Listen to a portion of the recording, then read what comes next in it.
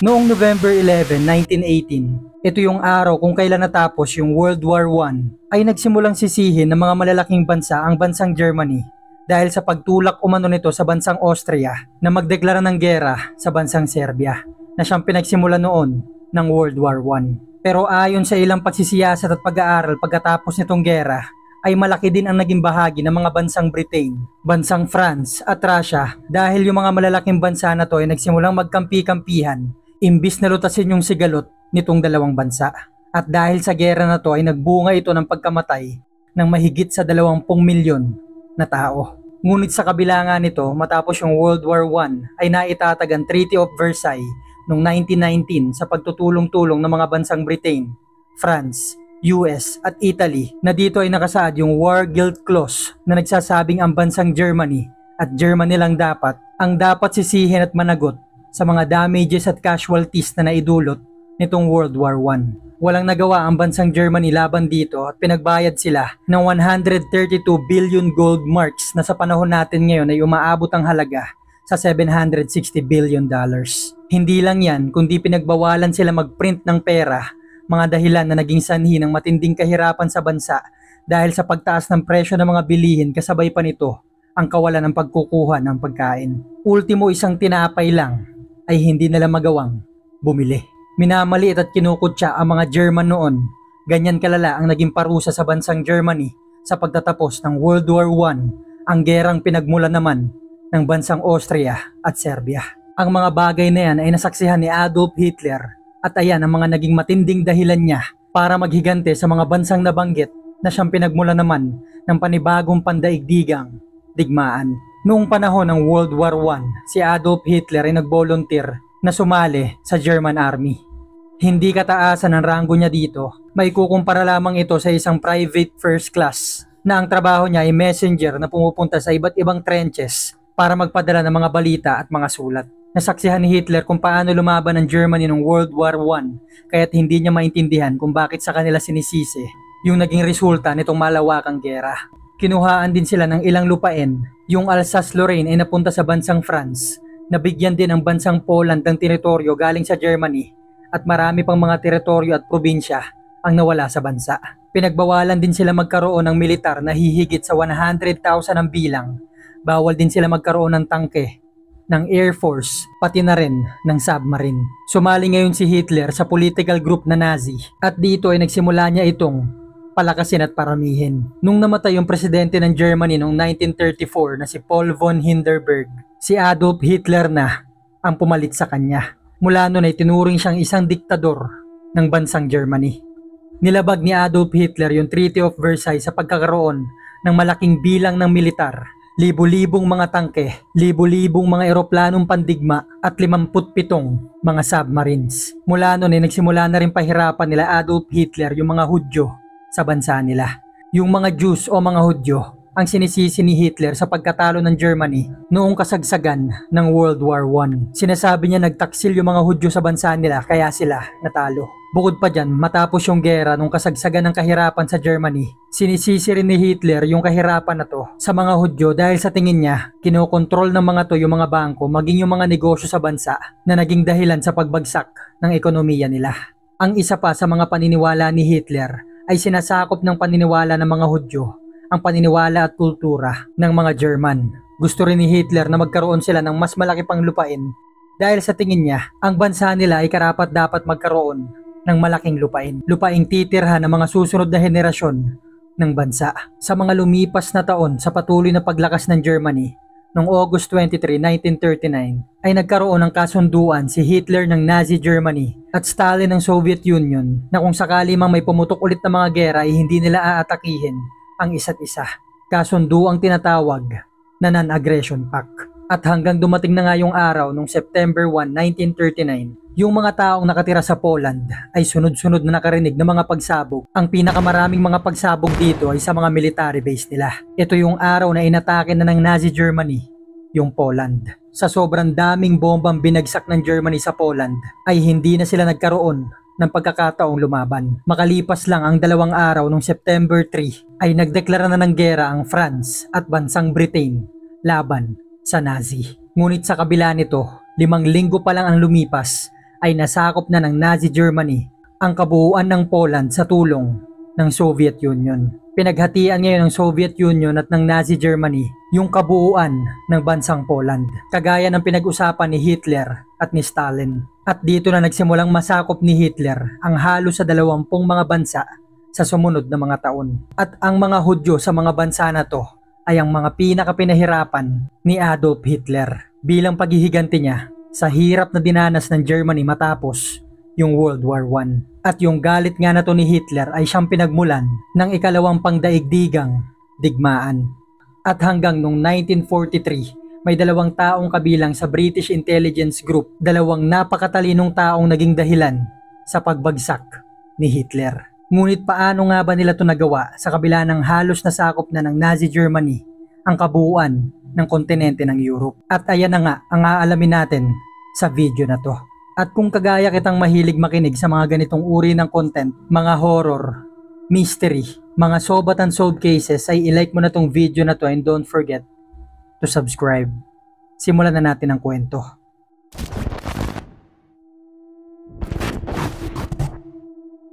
Noong April 30, 1943, kasagsagan pa ito ng World War II, may isang mangingisda noon sa Punta Umbria sa Huelva, Spain. Ang pangalan ng mangingisda na to ay si Jose Antonio Rey Maria. Naghahanda na siya maglayag noon alas 9 ng umaga. Sa pag-aayos niya ng mga gamit dun sa bangka niya ay may nakita siyang palutang-lutang sa karagatan. Nung una hindi niya to pinansin dahil akala niya kahoy lang o anumang bagay. Pero nung nakalapit siya dito ay nagulat siya dahil isa pala itong bangkay. Nakadapa ito habang lumulutang kaya't ang ginawa niya ay binaliktad niya to at dito ay nakita niya yung nabubulok na mukha nitong bangkay. Nakalubog na yung mga mata nito, nabubulok na yung mga balat at yung itsura ng mukha nito ay parang takot na takot siya bago siya binawian ng buhay. Kagaya ng sabi ko kanina, kapanahunan ito ng World War II. Kaya't hindi nakakagulat na may mga bangkay talaga sa mga karagatan maging sa mga daan ng mga bansang kasama sa gera. Ang nakakapagtaka lang dito, hindi kasama ang Spain sa World War II. Nanatili silang neutral noon kaya hindi sila nadamay, kaya't nakapagtatakang bakit may bangkay na napunta sa karagatan nila. Ang ginawa nito ni Jose ay nireport nila to sa otoridad at dumating dito yung naval commander na nakadestino sa Punta Umbria.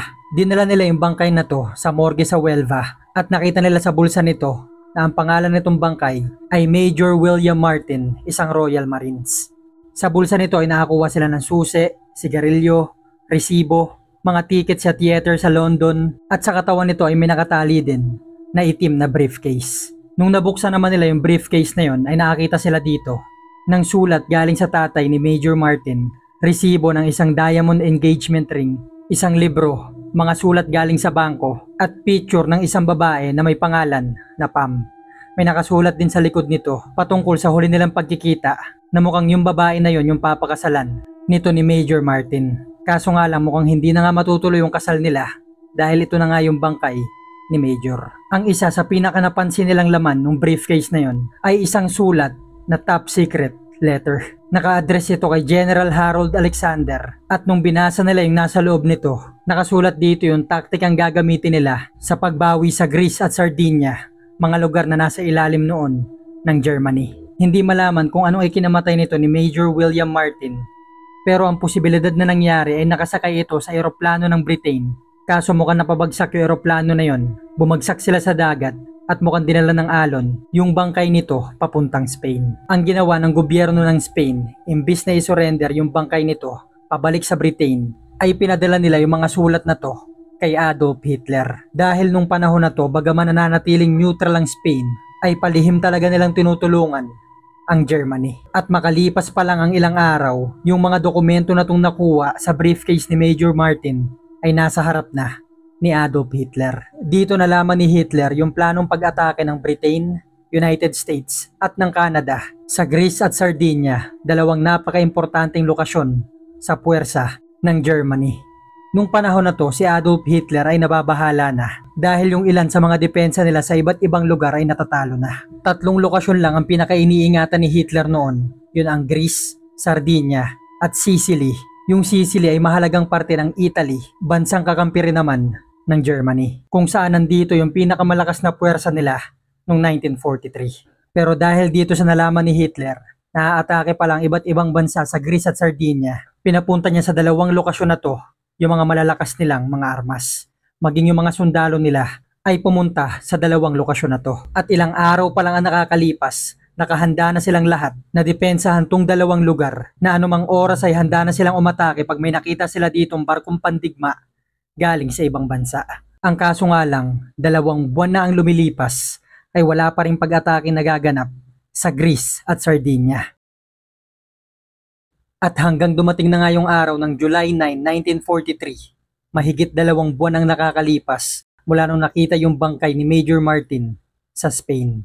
Yung ilang mga sundalo nakadistino noon sa Sicily ay nagsimula sila makarinig ng napakalalakas na pagsabog at nung sinilip nila kung saan ito nanggagaling, wala silang ibang makita kundi puro itim na usok sa kabuuan ng bayan. At makalipas ang ilang segundo mula nung pagsabog na to, ay nagsimulang magsibagsakan na naman ang napakalalakas na bomba sa kabuuan ng Sicily. Pagtingin nila sa karagatan ay nakita sila ng napakarami mga barkong pandigma. Nagbababaan na sa mga to yung libu-libong mga sundalo. Kasabay pa nito yung sunod-sunod na pag-atake ng mga eroplano sa kanila. Ito, yung malaking pag-ataking pinaghandaan ng Amerika, Canada at ng Britain. Pero paano nga ba ito nangyari? Sa kabila ng nakakuha sila ng napaka-importanting impormasyon na sa Greece at Sardinia talaga atake yung mga to. Ang mastermind talaga nito ay si Ewen Montagu, isang lieutenant commander sa British Intelligence. Kasama niya dito si Charles Cholmondeley, isa naman itong military intelligence. Nagplano silang dalawa kung paano nila mababawi at mapapatumba ang puwersa ng Germany at Italy sa Europe. 3 importanteng lokasyon ang kailangan nila makuha. Ito yung Greece, Sardinia at Sicily. Kaso nga lang yung 3 lugar na to ay ang may mga pinakamalakas na kampo at pinagsamang puwersa ng German at ng Italian. Kaya't nag-isip sila ng paraan kung paano nila sisirain yung puwersa ng mga to. At dito ay nakakuha sila sa Stout Memo na top secret British intelligence document. Dito nakasulat ang mga taktika na pwede nilang gamitin para pabagsakin ang isang malaking bansa. At dito na nga nila pinagplanuhan yung taktikang tinatawag na Operation Mincemeat na kung saan lolokohin nila yung puwersa ng Germany at Italy na aatake sila sa ibang lugar para dito yung mga to maghanda. Ang ginawa ng 2 matalinong tao na to na si Montagu at si Charles ay naghanap sila ng bangkay sa mga morgue sa London na walang mga kamag-anak na kumukuha. At hanggang nung February 1943, nakita nila yung bangkay ni Glyndwr Michael, isang namatay na pulubi sa London na walang kamag-anak na kumukuha dun sa bangkay. Pinreserve nila yung katawan nito, nilagay nila to sa isang lagayang punong-puno ng dry ice para hindi ito mabulok kaagad. At hanggang nung April 1943, nung nakumpleto na nila yung dokumentong kakailanganin nila na ilalagay nila dito sa bangkay, nandyan yung picture at love letter galing kay Pam, resibo ng diamond ring, mga personal na sulat, mga resibong galing sa London, mga bank statements, at yung ID card na ginawa nila na pinangalanan nilang Major William Martin. Kasama dito yung peking top secret na letters na nagsasabing aatake sila sa Greece at Sardinia. Binihisan nila yung bangkay ni Michael ng uniforme ng Royal Marines. Inilagay nila yung bangkay nito sa isang submarine at ibiniyahin nila to papunta sa Spain. Alam ng mga British intelligence na itong Spain, sa kabila ng nananatili silang neutral, ay tumutulong talaga ito sa Germany. Kaya't pinili ni Montagu at ni Charles itong Spain dahil nasisigurado nila na kapag yung gobyerno nito ang nakakuha ng mga peking dokumento na to, ay ipapadala nila to kay Adolf Hitler. At ito na nga yung nangyari. Ang balak talagang kunin ng Britain at ng Amerika ay itong Sicily, isang napaka-importanteng lokasyon na parte ng Italy. Alam nilang pag nakuha nila yung Sicily, ay madali nila makukuha yung kabuuan ng Italy na siyang magiging kahinaan ng Germany. Dahil ang Italy ang isa sa mga pinakamalakas na puwersang kasangga ni Adolf Hitler noong World War II.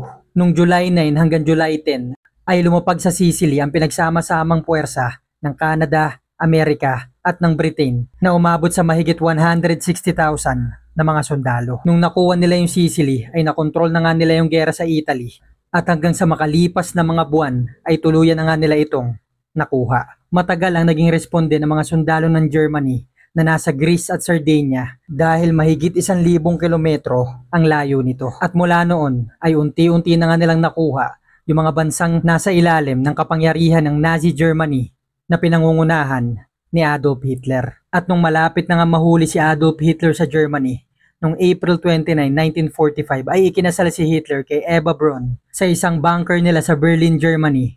Ito ay isa sa mga huling kahilingan ni Hitler bago siya mamatay.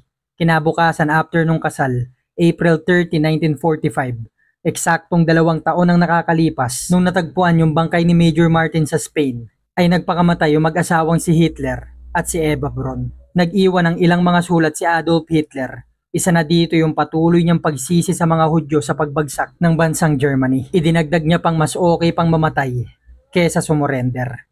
Sinunog yung katawan ni Hitler matapos nito. Hindi ito binigyan ng burol kahit papuntod para hindi na ito madalaw at tuluyan ng mabura sa mundo. Ang pagsisi nila noon sa Germany noong World War I ay nagdulot pa ulit ng isa pang pandaigdigang digmaan. Ang mga napatay ni Adolf Hitler na mga Hudyo ay 3 milyon sa Poland, 1 milyon sa Soviet Union, 500,000 sa Hungary, at ilan pang mga bilang sa ibang 10 bansa. Pinatay nila yung mga to sa pamamagitan ng mass shooting, gas chambers, pagpapahirap at pagtatrabaho habang hindi pinapakain, at yung ilan pang mga Hudyo ay ginamit nila sa ilang medical experiments. Yung bangkay na ginamit ng Britain para lituhin yung puwersa ni Hitler sa Sicily ay bangkay nga ni Glyndwr Michael. Isa itong pulube. Nung bata pa itong si Michael ay nagpakamatay yung tatay niya. At dahil dito ay hirap na hirap silang magnanay sa buhay. Kaso nga lang ilang taon pa lang ang lumilipas, yung nanay niya naman ay namatay sa sakit at mula noon ay naging palaboy na siya. Ang buhay nitong ni Michael ay punong-puno ng hirap at pagtitiis at hanggang nung January 1943, 34 years old na siya noon, ay namatay siya dahil sa lasong galing sa daga. At nung nadala na nga siya sa morgue dahil wala siyang kamag-anak, ay walang kumukuha sa bangkay nito, na siya namang ginamit ni Montagu at ni Charles para isagawa yung mincemeat plan, na siya pang ang naging dahilan sa pagbagsak ni Adolf Hitler. Ang katawan nito ni Michael ay nakalibing sa Nuestra Señora de la Soledad Cemetery sa Huelva, Spain, na may pangalang Major William Martin, Royal Marines. Dahil nung araw na nailibing siya ng gobyerno ng Spain, ay hindi nila alam yung tunay na pagkakakilanlan nito. At ayan na nga ang naging dahilan sa pagbagsak ni Adolf Hitler ng Nazi Germany noong World War II. Kung may maidadagdag man kayo sa kwento na to ay i-comment nyo na lang. Thank you for watching guys. At magkita-kita na lang tayo sa susunod na kwento.